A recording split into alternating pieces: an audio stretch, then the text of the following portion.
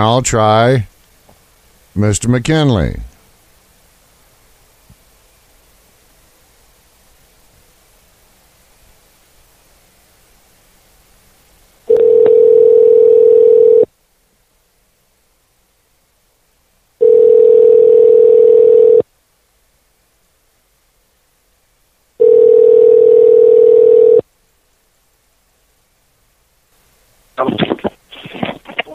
Hello. Hello, is this Mr. McKinley? Yes, sir. Hi there. This is Brian Lang of Live.T.R.U.T.H Radio, and I'm calling you. I am on air right now. I was shared something by one of my listeners. It's a videotape, YouTube, a Chicago activist, Unchained, Destroy Black Leadership. Do you know of this? Mm-hmm. Yes, I'm in there. I'm Paul McKinley. I'm the one with the glasses on. Okay, and everything that everybody was speaking on in there is absolutely true. And I want the people, the listeners, to hear. Are you from over there in Chicago? I would imagine you are. Yes, sir. I'm in Chicago right now. Okay, and I just played the whole video. Everything that everybody was talking about in here is absolutely true about the special interest, and that the black communities, they're getting poorer and poorer as all these other people are getting richer and richer. And, it's not... Just tell us what this YouTube was all about and what you're trying to build the awareness of. Well, hello? Yeah, we're here. Well, first of all, I'd like to say thank your audience and thank you for having me on your show. I would like to say, first of all, and without hesitation, that the black community is in a abusive relationship with the Democratic Party. It's almost like a woman that gets battered and beat up after she goes out and work and bring the check home and give it to the Democrats. We deliver everything, they deliver nothing. But every time we ask them to deal with the violence in our community, they don't ever deal with it. Every time we ask them to deal with we want jobs, contracts, and opportunities now. We don't want welfare. We're not a begging people. I'm glad you got me on this radio station because I want every listener to hear black people are not a begging, thieving, crooked people. Black people have been starved into submission and have to fend for themselves underneath a tyrannical democratic regime. We're fed up, we're tired, and we're not taking it no more. And I'd like to also bring up Ferguson. Ferguson is a Dixiecrat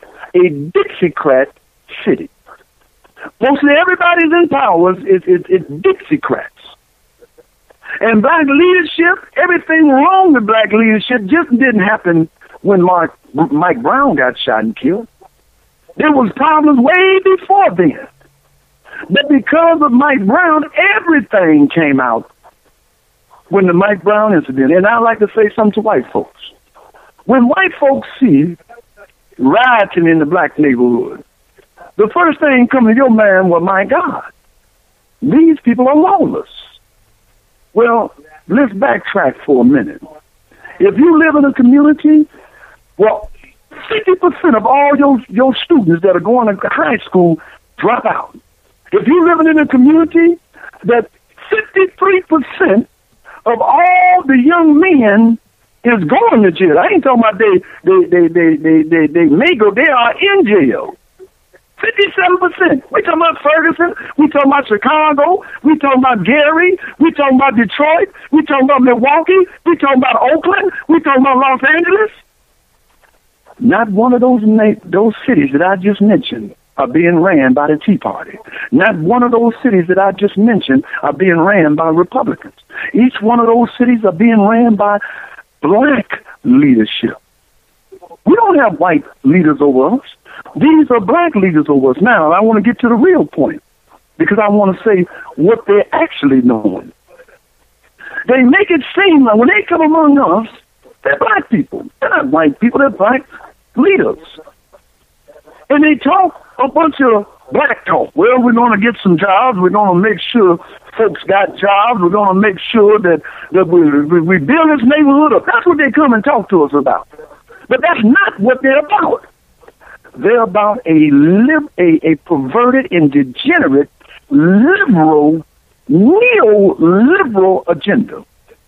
I want y'all to listen to what I'm saying. I don't want you to be misconstrued where I'm coming from. They're on a neoliberal agenda, which is a perverted agenda. This is why black folks don't understand what they're saying when they say the only thing they offer to our black women is abortion on demand. They're not offering them careers. They're not offering them opportunities in college. They're not offering them a wholesome family lifestyle. That's not what they're offering them. They're saying, look, you can't take care of your baby, go and kill it.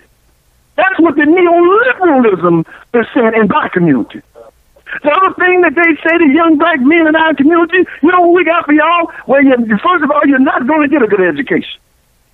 That's a fact. I'm not making that up. I don't care who's listening to me on the phone. Wherever you live in a black community, 50% of your brothers and sisters and nieces and nephews are falling out of school. That means they're not getting a real education. And then you can't blame other groups for that. You have to look at the leaders. If you come in somebody's house and all the children is wild and acting crazy and fighting and all that, the first thing you say is, who's the parents of these children? Where are their parents at?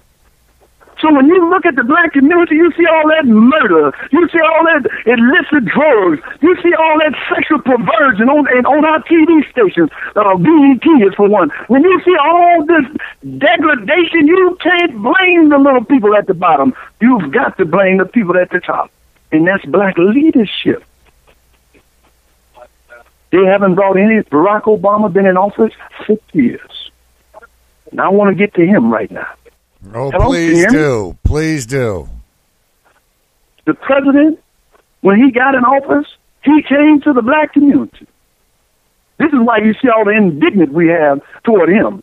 When he came to the black community, he told us we're going to get away, we're going to abolish this racism.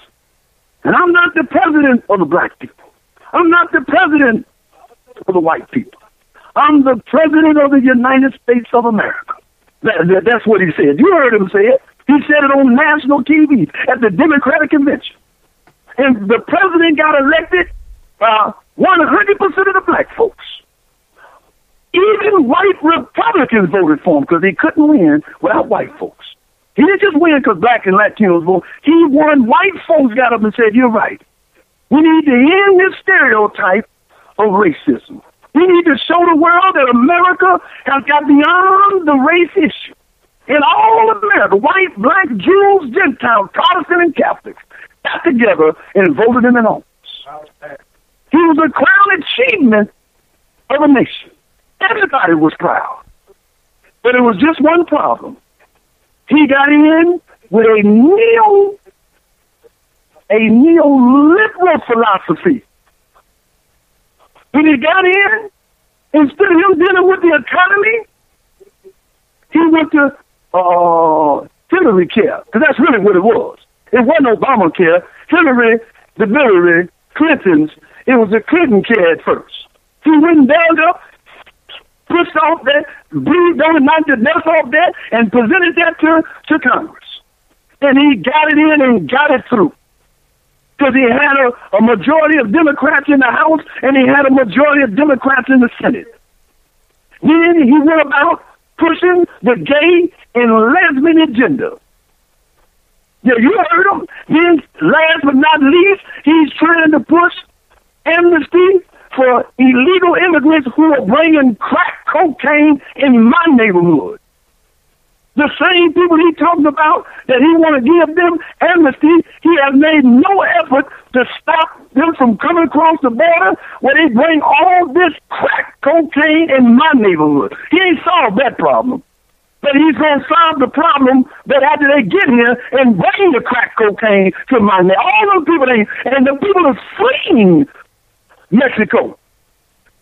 They ain't just coming over here because the land of the pretty. They're beautiful, because they got a beautiful country over there. Everything we got here, they got it down there, that fleeing narco-terrorists. Instead of him straightening that out instead of him making the border secure, instead of him getting the ISIS-type situation on the borders of Mexico, right there on the border, he's talking about something else because that's a neoliberal philosophy. So this is why we're saying we're blaming the blame square on the president. He's the president. He said he was the president of America, right? Well, black folks are American citizens too. And he never mentions us. And he does that on purpose. So we're going to embarrass him. We're asking that all black folks vote the other way. Don't vote for him. Don't vote for nobody that he should send him a message. He got up there on us, and he's no different than all the other Democrats. Can you hear me? Oh, I'm listening to you, and I love what you're saying. He is no different than all the other Democrats. And there's 44 black congressional leaders. Let me ask you this. Out of those 44 black congressional leaders, if they had a plan to do something for black folks, they would have went and done it already. Let me ask you this, Mr. McKinley. Those 44 states, don't vote for them people because they're not concerned. Topple this liberal agenda by toppling them. Cut the head off the snake. Cut the head off the snake. Absolutely. Let me ask you this, Mr. McKinley. When is it that you started getting aggravated over this? When is it that this all came to fruition in your mind, your heart, your soul over, I call him a bastard, and everybody around him and what they are doing to this country? I mean, you've declared absolutely several major problems, issues that we're having not only in your neck of the woods in Chicago, but in Detroit, Los Angeles, you name towns, but all over this country, that this president, he's not my president, he can be everybody else's president, that this president and his cronies around him, everybody around him, have perpetrated, have meaningfully done to this country. So when is it that you, in your heart, mind, and soul, started this, as it realized this kind of agenda that isn't doing anybody any good? Black community, white community, Hispanic community, Chinese community, it does not matter. American community, he has not done anything for. Well, I want to say this to the audience. Mr. President Barack Obama, I'm going to respect his title, even though I may not like him as his policy and who he is. We want to respect the different titles that everybody else has. I want to say, second of all, is that in Chicago, he didn't just all of a sudden appear. He ran and became a senator in the House in Springfield, Illinois. He didn't do nothing there. Then he ran for Congress, and he didn't do nothing there. He went along with the liberal agenda. So by the time he got ready to run for president, hell no, that's too much. I can't take it no more. And so all over I'm not the only one feeling this way. The reason why you hear and what we're saying is because we have a different genre to get the information out. Most black folks feel this way, but because the liberals run the Hollywood in which the black community and the white community need to protest Hollywood. We need to protest some of the movies that come out because they're the ones that bagged him. They're the ones that Ron Emanuel, or Mayor Ron Emanuel's brother, is a part of. So we need to get together and protest the movies Griffin, World Star. We need to protest those movie company owners who promoted this man and gave him the money to run and make sure they go out of business like they've made our communities go out of business. Now, we were fed up long before he became the president. And we've been doing stuff against the system up here all the time. But because the liberal media, which we call up here slave press, corporate slave press, they go along and get along and say nothing concerning what's going on in the community. They don't give you the truth. They don't put it out. Yeah, they don't give the truth, and that's all over the place. That's right.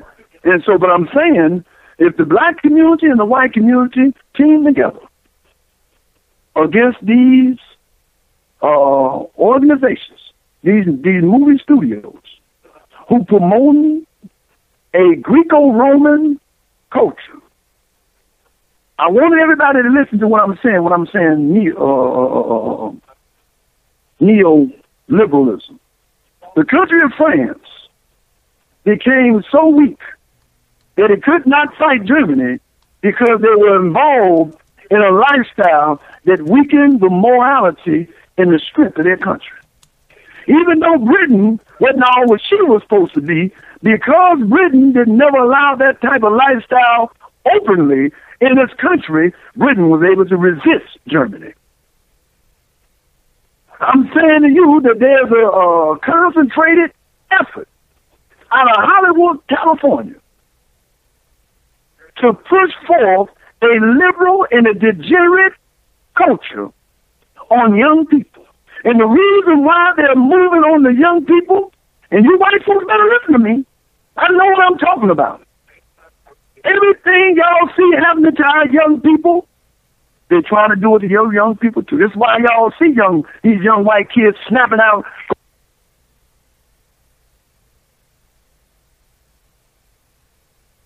I think he hit the mute button or something. He's still there.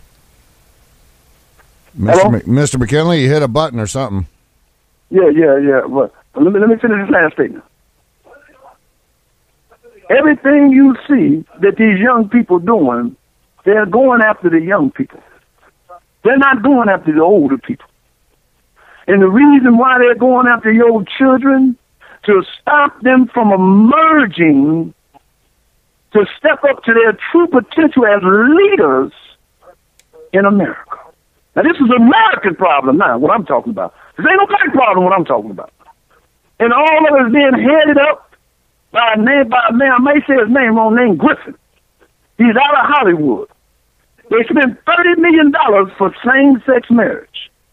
Go back in California and look up, and whoever listen to me, go back and look up how many people that got married since they came in. It's not no tens of millions of people that went and got married. It was only to weaken the moral standard and the structure and the Bible base of this society. See, once you weaken the people's mind through this degenerate culture, then you can walk in and, my God, you can take their Second Amendment rights, their First Amendment rights. They too busy over there eating on Caesar table. They too busy participating in the things that Caesar do to stand up for a republic. This is how you lose everything you got. And so when I'm saying the neoliberal agenda, we understand what these people are using sexual perversion. They're trying to destroy these children through drugs and sexual perversion. They say it. They say sex, music, and drugs. That's how they use it. And they've done it on our children. Mr. McKinley. And they're on all the American children. And the only way we can stop this, we got to go against the people in Hollywood that's sponsoring this president. Mr. McKinley. And we got to break them. Mr. McKinley, let me bring you one step further. I'm going to be going to break. I got a special guest on after the top of the hour. I love what you're saying. I love your passion for it. Let me go one step further and ask you to do something in the meantime, and I'll possibly call you tomorrow if that's okay, to have you on and have you express some more. And also I want to get the other individual that Mr. Fred Schneider has told me about on here. But here's the thing. Let's look a little bit further. Let's broaden our view a little bit. Do you know Charlotte Iserby? You kind of like breaking up. I can't hear you. Do you know a lady named Charlotte Iserby? I kind of know. She has a book. She worked under the Reagan administration, the Department of Education, and she come out with the book called "The Deliberate Dumbing Down of America." This has been I read that book before. This has been a long, drawn-out process. There are communists, like Khrushchev said, that want to take down America. That they say that they can take down America without even firing a shot. It's been a long process that's been going on throughout many, many years. But under this administration, because those powers that be wanted to take down America, and that means everybody here in America, we all need to stand together on this. As white, as black, as brown, as yellow, as pink, as chartreuse. If you are an American, we need to stand together. We need to unite and stand up, speak out, and get involved, because the communists are the ones that are getting over, the international bankers. There's an agenda in place here. It's not just one aspect or another. This is a bigger, broader aspect, and I want you to look forward to that. Because after all, you already mentioned that Mr. Barack Hussein Obama ran there in Chicago in the Senate, all right? What did he run under? What was that party that he ran under? Democratic Party. New Party is his first party that he ran under, which is a socialist party. It's called the New Party. Okay? He's not even a natural born citizen. He shouldn't be in the White House to begin with. But they put him in. These people, these power brokers, these ones that want to control and do the things that they want to do. Look into that further, and I'm going to call you back tomorrow. Okay. And right. We'll talk some more about this. Thanks a lot, Mr. McKinley. I like his passion. I like what he's saying. But he needs to expand that knowledge base a little bit more. Then he can really get off. Then he can really get down to the nitty-gritty about what's been happening here in America. And then he can tell all his friends, family, co-workers, everybody he knows about the truth rather than anything else. Now, we're going to break, and when we come back, I'm going to get Mr. Wolfgang Halbig to discuss the shooting out in Washington State, along with the shooting called the Sandy Hook shooting. You know, tell you people, when we come back, we're going to have Wolfgang, and then we're going to have call-in after him. Well, you're listening to Live Truth Radio. There's not much more truth out there. The reality underneath the honesty. For they say that they are being honest with you, but in reality, it's something completely different. Join us after this break. This is Tony Barron of Operation Just One Can. I always tune in to Live Truth Radio with Brian Lang. Got to stand up, speak out, and get involved.